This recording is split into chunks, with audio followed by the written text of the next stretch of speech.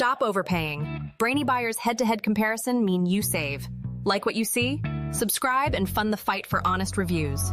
Deciding between the Sony E55 to 210mm and the Canon EF-S 60mm macro lens, it's a classic zoom versus prime lens debate.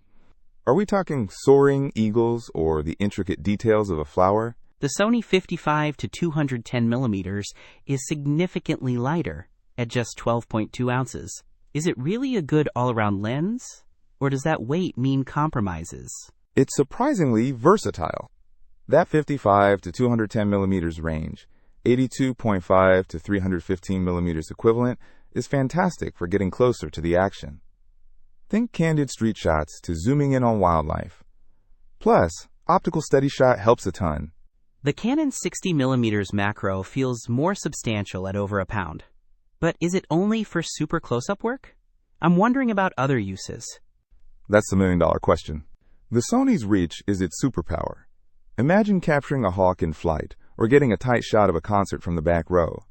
And that image stabilization really fights camera shake, especially at the long end.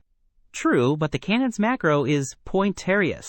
We're talking life-size 1-to-1 magnification. You can see details invisible to the naked eye.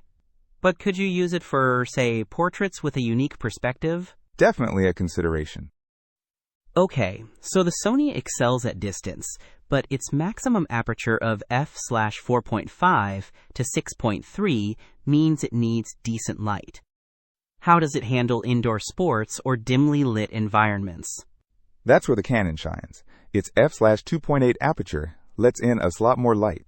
Beautiful bokeh is easier to achieve, and it's great for isolating your subject. But you're locked into that 60mm focal length. No zoom. Exactly. It's a trade-off. So if you need flexibility and reach for sports, wildlife, or general travel, the Sony 55 to 210mm is a solid, budget-friendly choice at around $188 renewed.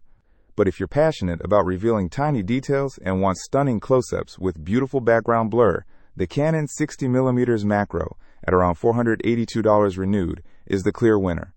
It really boils down to what kind of stories you want to tell with your camera. Don't miss out on our next in-depth review to help you make smarter purchasing decisions.